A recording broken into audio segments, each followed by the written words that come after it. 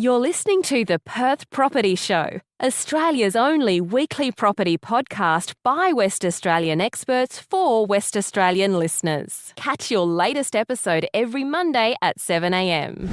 Good morning, guys. Welcome to another episode of the Perth Property Show. My name's Trent, your host as always. Today we are talking about the build process. Geez, it's a really hot topic right now. What's going on? Prices moving. The market is just a real mess in terms of trade availability. But we thought we'd strip it right back down to the basics of getting everyone who's listening to get a really good understanding of what happens from the site supervisor, the construction manager, the construction supervisor, whatever they're called at the specific building company, when they get it in their hands.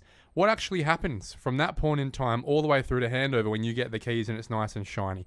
So it's really quite an interesting process, and I thought I would get my mate Carl Hardy-White in. He's a construction supervisor for one of Perth's top building companies to have a chat about exactly how that life is for you. Carl, thanks for coming in. Cheers, Trent. Thanks for having me, mate. It's a busy time to be alive, a busy time to be a construction manager, that's for sure. I tell you what, it must be a pretty good feeling to know that if you left your job today, you'd have another one tomorrow. Yeah, it's comforting, as I'm sure most people would find it, but each industry has its ups and downs, and probably I'd say 16 months to maybe 2 years ago, it was a complete opposite where companies were making people redundant, both staff on site, trades were obviously readily available, so it's a vast contrast from then to now as well. It is, you're right. It's a massive change. A few years ago, you had probably a lot of people sitting on the sidelines who are probably going back on the tools, who have been promoted to construction supervisor for a while, and then they've lost their job and they're straight back to being a chippy or a brickie because there just aren't that many jobs out available. Now, I guess a lot of them are getting a promotion again. Yeah, absolutely. And most people want consistency. They want that. They know where their work's coming from. They know that they've got work ahead of them, not just for a couple of weeks, months, but years. They want that loyalty, and when the work's just not there, a lot of guys had to go work away or moved over east, for more consistent money, basically. So a lot of good people have actually left the industry and slowly coming back, but you probably won't get them all back like you did once before. Do you reckon, given the change in trade rates, which we'll talk about in the future, possibly some of the guys you're hiring are getting paid more than you right now? Oh, easily. Isn't that a bit crazy? Does it make you want to go back on the tools? Nah.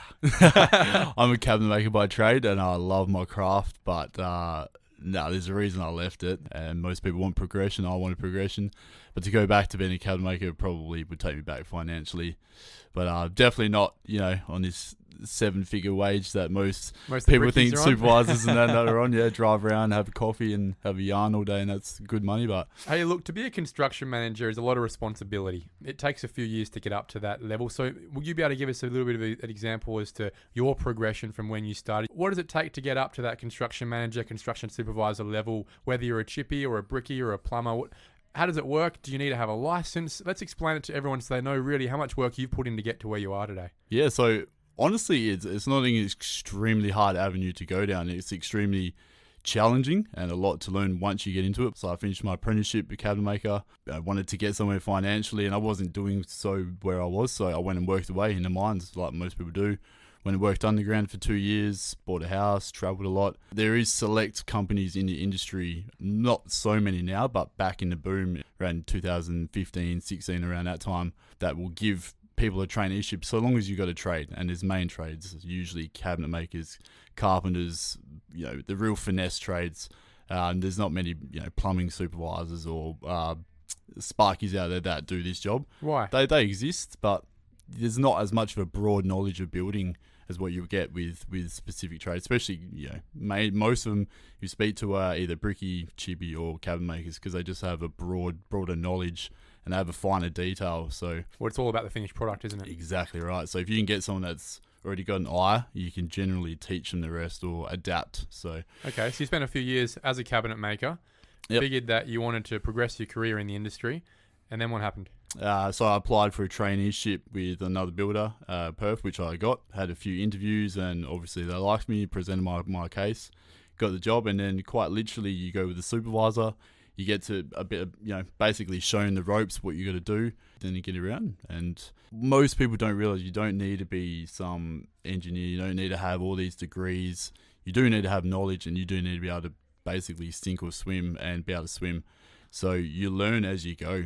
because there's certain things that you can only teach by doing. Well, it's an experience-based job, isn't it? At the end of the day, your job is now turned into a project management job, right? Exactly. You have to subcontract all the trades that build this thing. Yeah, exactly So right. do you need a license to do your job? No, not to do my job. It would be handy, obviously, or if I eventually wanted to go and build my own homes or do my own business, then yes, you would. But to be an actual just supervisor like me, no, it's not essential anyway. Okay, so the license sits above you Yeah, in the business, and then you're essentially an agent of that license, project managing correct. all the trades on behalf of the license. The license then holds the warranty and the risk. Yeah, correct, exactly. So I think a lot of people don't know, as a site supervisor, we are still responsible for the safety, even more so now. Yeah, I can come to site and say, Trent, you got to put your boots on, and you've had thongs on.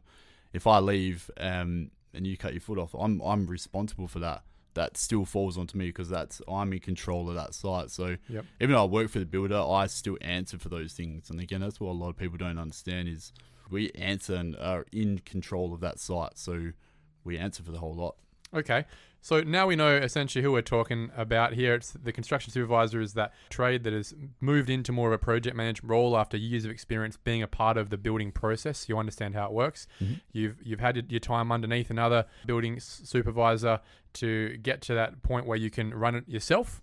Then we get to a point where obviously us as a client have got our plans through a DA. We've got our finance. We've got all the working drawings pushed through. At what point do you get involved, Carl? There's two different ways. Some builders will do it where the supervisor will take over from the site work. So when you start doing all the site works to get a slab down, to get all your drains in, get all your retaining walls up or things like that, pull walls down where necessary. But certain builders like the builder I work for, once we have a subfloor guy, so he does all of that from basically when your contract's ready to go to site up until your slab goes down. Once your slab goes down and you're ready to start brickwork, then we take over. Okay. So then the job gets transferred to us. We go there, make sure your drains and soak wells are in, ready to go, get the site leveled off, ready for brick load, and then from there to literally when you get your keys is where your main man. So in that, you've covered a lot of jobs straight away in that space. You've got all the prelays happening. So this is the stuff before the slab goes down. And that's something that a lot of clients, I think, struggle with sometimes is they think, well, I've got my finance. We're going to site. Slab should be down next week. Yeah. There's a lot of work that happens before a slab going down, right? Exactly right. You spoke about before, obviously, stormwater has to go in. This is your big soak wells that would sit underneath the paving normally. And if it's a slopey site, you have to put your retaining in first too. So there's a few contractors you're having to schedule in and get going there with their time frames. Your plumber, obviously, getting that stuff going through. And then obviously you're getting your guy with the bobcat out to get the site ready before the concrete goes down, right? Yeah, well, quite literally, you've got all of those things. So you get your bobcat after your slab to prep it for the bricks, but like you say, I've got a lot of my areas more so inner existing areas. So like your Belmont, Cloverdales, St. James, East Vic Park, all the older areas. So the houses are house behind houses. So they got to get subdivided, all the fencing changed. If they're on hills, like you say, you got to have fencing removed, retaining put in to control the level from one site to the next. Dealing with neighbours, getting consent forms. I don't personally do that stuff. Our slab floor guy does, but the documents, even just having to liaise between our client and 3 other neighbours around is not easy, and keeping them happy along the way as well. Hats off to those guys. One, you got to satisfy our client, but then B, satisfy and work in with their neighbours, and not everyone's easy to get along with. I can guarantee you that. So best case scenario, how long does it normally take from when that job has gotten loaded to a point of let's get scheduling to actually getting a slab down? What's the normal time frame? But the bigger blocks, you can be looking, sometimes 2 months. It can depend on approvals as well. Sometimes something won't work on site, needs to be changed, has to be plans reissued, reapproved. So then you've got to order the concrete truck. Then you got the concrete. Then and again, even things now that most people aren't factoring is there's shortage of concrete. There's hundreds of builders trying to put down thousands of slabs all at the same time, and it's not the fact of the builder didn't book my slab in. It's just the manufacturers can only produce so much concrete a day. They can only buy so much of the material that makes their concrete a day. There's only so many mixing trucks. Exactly. There's only so many, and old mate Joe has a big weekend, needs to have Monday off. That's one less truck that can go do a slab. Then that slab needs to get pushed and so on. You multiply that across all the builders, across all the areas, all the owner builders, and it's a big system there with a lot of wheels that each contributes to the next. Now, I guess the most controversial part of the build that's happening right now, which we'll talk about later on, is the bricklaying. We've got a lot of clients ourselves, so we'll get a slab down, but it could take 2-3 months now before a bricky team actually gets to site because they're so busy and they're charging through the nose right now, whereas only a year ago, they were at site 2 weeks after. Yeah, mate, you bang on. There was a period probably earlier last year, back into the year before in 2019, where from slab down to handover, I could get houses, a pretty standard house, anywhere from 20 to 25 weeks from slab down to handover. Now, like you say, you're looking at anywhere from 10 to 16 weeks or so for a bricklayer, and that's across the industry. Yeah, it's just a bottleneck. You've got all this volume of work, but only so many trades to do it. The same point, it's all well and good for people to jump up and down and say, we want a bricklayer, we got to get it built, but there's still quality you got to adhere to. There's still building regulations you got to adhere to, and there's no point getting a guy down the road with a wheelbarrow that can have a mixer that can do cement and chuck a brick on top of each other. There's a lot more to it, so it's fickle. And like you say, because there's so much work, trades have the ability to dictate more so what they want to get paid and what they're prepared to work for, where they're prepared to work, the type of job they're prepared to do. Obviously, you got 2 stories, you got duplexes, you got multi-house developments, you got 0 lot boundary houses. So, and I think I think what we'll do is we'll make an episode about that, and we'll talk about that in the future. All right, so brickies are getting there. We've got termite protection. How does that work, and when does that happen? Yep, so you got your termite protection, usually with your anywhere from 0 to 200 mil from your boundary, so your garage walls, most of the time, you get your termite barrier in. Once they get up to your 0 course, then you brick up from there. So is that the mesh you see? Between the slab? Generally the green blanket, like termite blanket. If you've got a cavity wall that's on your boundary as well, then you usually get your granules and that in as well. You can also upgrade and get your termi mesh, so it's like a mesh that literally you get your brickwork all the way around your slab to 0, same height as your slab. Then a mesh goes all the way around, so they can't actually get up in your cavity. That's not industry standard. It's more so an upgrade, so people pay for it just as a upper level of protection, basically. So, and then with your final protection barrier, you get a spray under your garage as well before that gets poured. And then once the site's finished, we're complete with our site works, the exterior, we get the same company back, and they would generally do a perimeter treatment as well. So stick a rod in the ground, injects the chemical all the way around the site, and you'll get a warranty for that, as well as your garage wall treatment and your pre-slab treatment. Once you've got the termite protection in, you've got your bricks up to what we call plate height. You want to explain what that means, and then what happens after that? Yeah, for sure. So once you've got your brickwork up to plate height, that's when your bricklayer is complete. So plate is the top of the brickwork, and from there your timber will kick off. Your roof frame kicks off from there. So the timber batten that the chippies actually go around and put on top of the brickwork is called your plate. So that's where you get your phrase, your plate height. So yeah, you hit plate height, generally get your site cleaned up, get all your timber loaded, your steels, everything for your roof frame. Then your chippy will come along, he'll build your roof frame. Your standard, say, 250 square metre house, average team will take about a week. If you work it off about a week, you can generally get that done with not too many drums. Then he'll finish. Then you generally will get your roof plumbers in to do your guttering, or your electrician for your electrical tubing, chasing, your plumber in for your gas and water tubing in all your walls and your cavities throughout. Then you'll get your roof cover on, and then generally from roof cover, you don't have too many other delays. Your rain can affect the outside, but you can generally then crack on in inside, your plastering or dry lining, ceilings, and so on and so forth. What we've mentioned, a few of these buzzwords here, we've spoken about the slab being down. Slab down, that's a progress payment that you'll pay as a client. Then we'll have plate height, that's another progress payment milestone. And then you mentioned roof cover. So that's the third progress payment we get to out of generally the 5 progress payments. So once it's roof cover, the next milestone we're looking to get to is lockup. So what happens between those two? Correct. So yeah, from roof cover to lockup, you will then go, depending, a lot of builders like the one I work for, if you're doing painting in the contract through us, we'll dry line. We have the same company do the whole lot. So they will, for example, just float and set. So you come in, you get your dry line or your float, then you'll get your white set. Yep, as a plasterer. Then you'll get your gyprock team in to do your ceilings.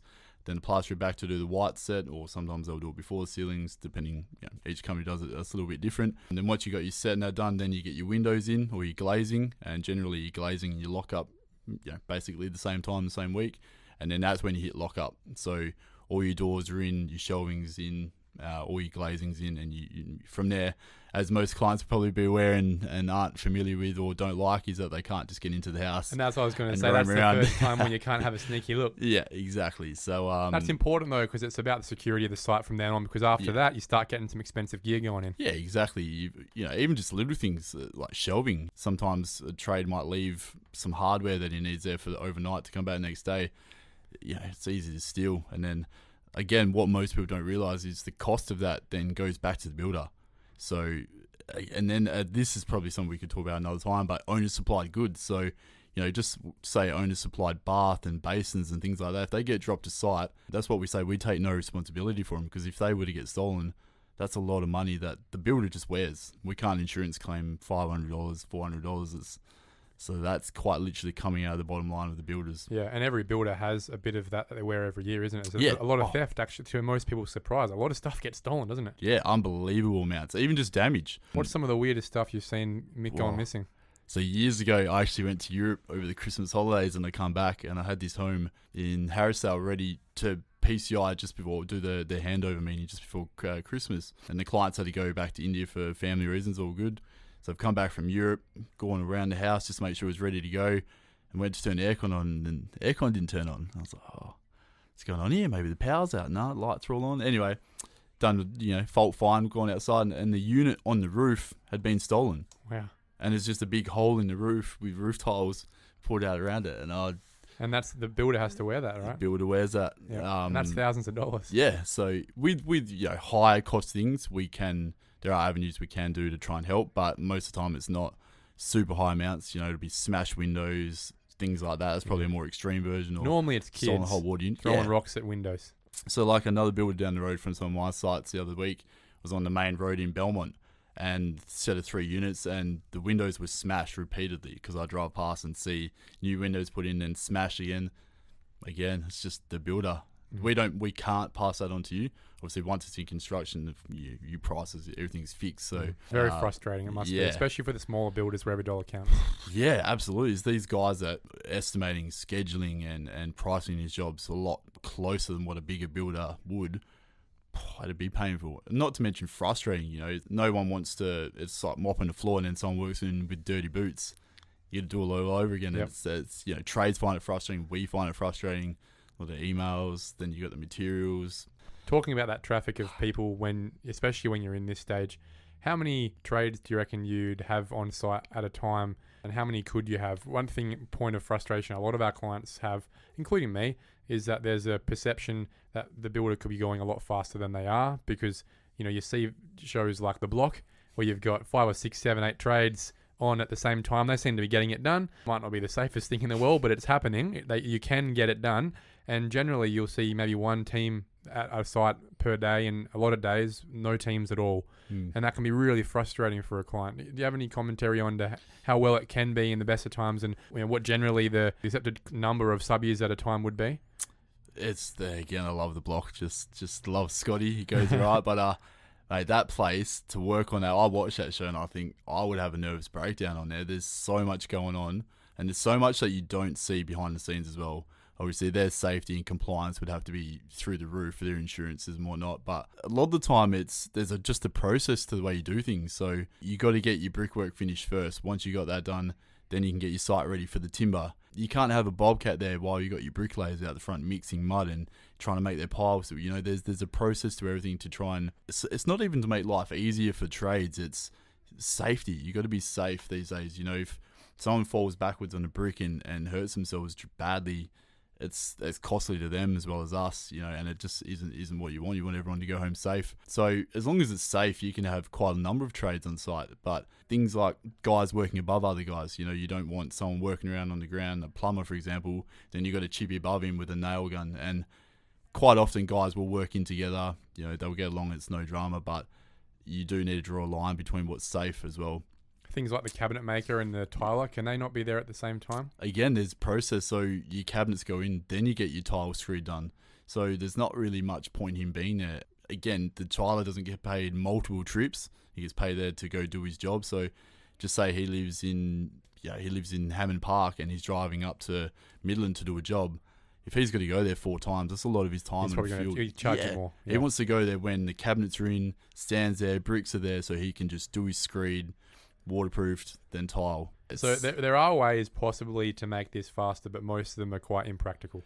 Yeah, and it's just not efficient. It's not so much not efficient for the builder, but it's just not efficient for the trades. It's not cost-wise. It's just not that viable. Yeah. So you can, again, like you say, you can have painters on site. You can have flooring guys on site. You can have a fixing carpenter doing some shelving on site while your tiler's there. You can have certain trades as long as it's safe and they're not in each other's way. But the biggest things, you can't really do too much, and you don't want to do things too early either, because like your texture coating, if you get your texture coating on exterior, generally your front elevations for your render, your color coat, or whether it's painted render or your texture coat, if you get it done too early, it just gets damaged.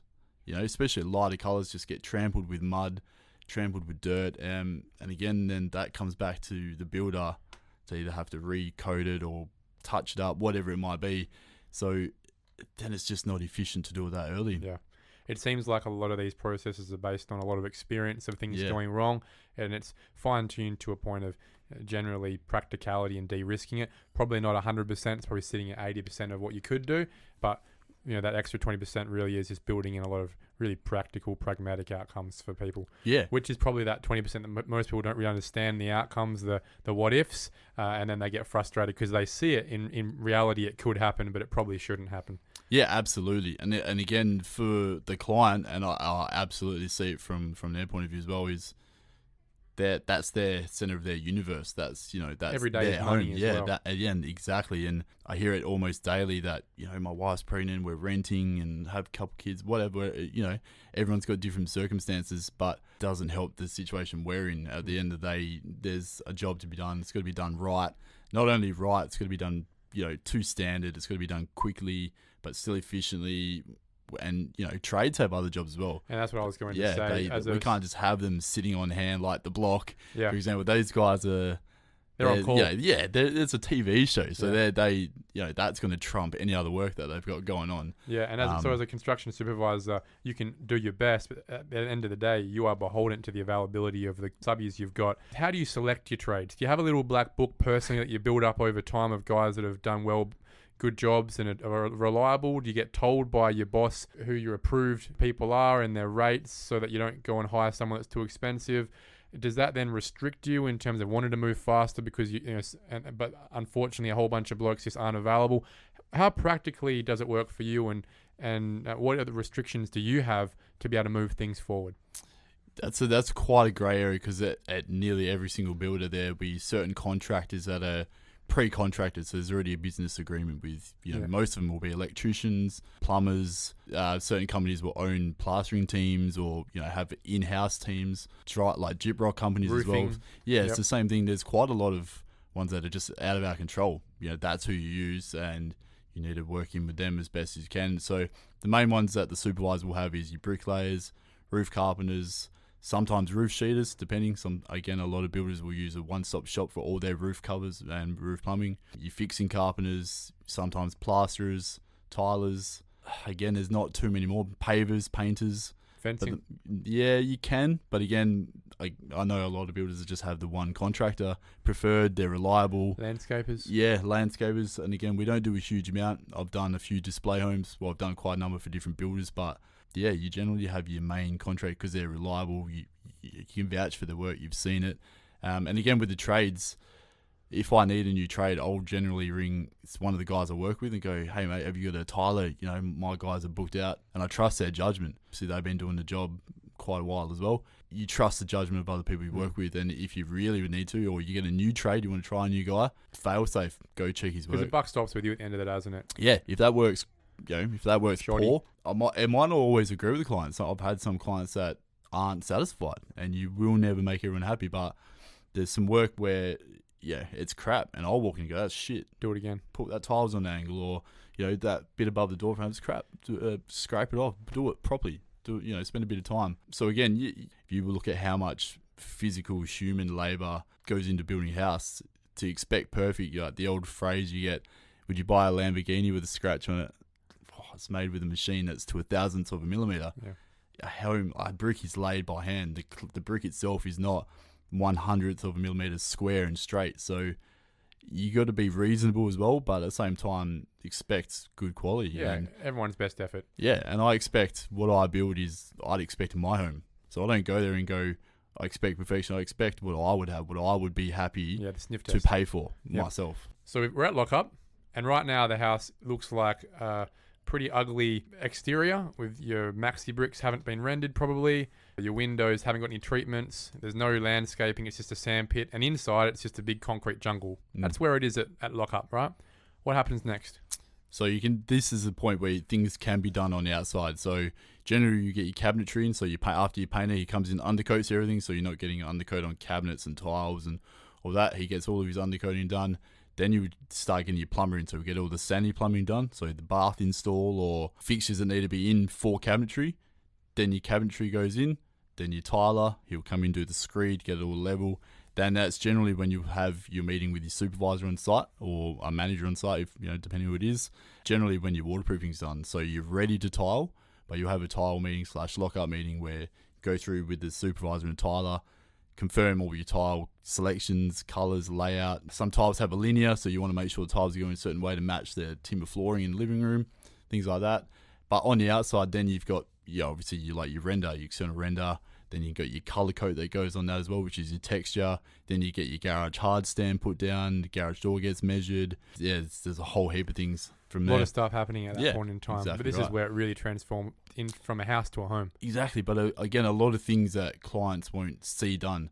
They won't know that someone's come and measured the garage door. They won't know that someone's come and measured for the blinds. They won't know that, certain things are being done, small things, but it's part of the process. So again, I've seen jobs blow out, and I'm sure you've probably seen jobs blow out and take a long time, but there are factors to it. It's not just because old mate's sitting at home, can't be bothered. There are always factors. Again, job I've had this week, bath's on back order for 3 weeks, so I can't complete the tiling in the bathroom because of that, which means I can't then get the plumber back to fit off all the tapware, and again, it compounds. So all I always say to clients is try and be just reasonable and just a little bit patient if you can, because there's often a lot of factors that you'll never know about that contribute to things. I guess you've seen a lot of colour choices and tile choices where you laugh and go, what is going on here? Yeah. But essentially you double check it with the clients and they're happy. And yeah, absolutely. I've had some very interesting cabinetry colours, blues with green tiles, and I've had to stand back and go, let me just double check that. This can't be right. Yeah, or same thing, laminate bench tops and all your cabinetry underneath, all the same colour. So it's just a big blur. Or they'll spend a lot of money on one particular thing in the house and then check that and go, that's quite a cheaper thing compared to that. And again, you just double check the addenda. Even if the addenda says it, sometimes I find personally, I try to be on the front foot. So if I think it's just not right, just doesn't hurt to ask a question. Doesn't hurt to go back to you and go, hey Trent, you sure that's the bath you chose or that's the tile? And you it's go, a lot cheaper to fix this problem now than afterwards. Exactly. And you go, oh no, that's not the tile I selected. Let's hang on, let me speak to my wife. Let's reselect. That's not exactly what we wanted. It doesn't hurt to ask a question. And like I say to clients, if you see something, don't feel bad. Even if it's what you perceive as a dumb question, it's just you don't know. You could be a dentist and something that you think's easy, I have no idea about. So just ask the question. I think there's a lot of situations there where the builder will just throw it down and say, well, didn't ask the question. This is what you ordered a year and a half ago. And it's just way out of spec now. Yeah. And unfortunately, that happens a lot with the project builders. They don't have that time and love and that personal touch. But I think when you do have those supervisors who do take it seriously and go, look, guys, just start making sure, this is the one you wanted. Yeah. If you didn't, we can swap it now. I think that makes so much of a difference. Yeah, exactly right. And it's not too late. And again, it can affect so many different things. So I call you and say, hey, you sure this is exactly what you want? Yep, good. That's what we've discussed. Okay. I might not like it, but at the end of the day, it's your home. And again, there's so many people go, oh, what do you think? I'm like, doesn't matter what I think. It's your home. You've got to live here, not me. Yep. I'll build it to what I would accept. But again, everyone's different, and I've been taught to be proactive, not reactive. So rather than react to a situation, generally it's going to cost more, take longer to fix, or more hassle to overcome. You identify, so a lot of the times I've overcome a situation with a phone call. Next step after all this has been done, so the paint, tiles, cabinet, electrician, everyone's done their work, it really starts to pretty much look like a done job. Generally, per house, this should take, if in a single house, 8 to 9 months right now. If it's a 2-story house, could be a year, could be more. Probably in excess of a year at the moment, yeah. Yep. So that once we got to that stage, we're at practical completion.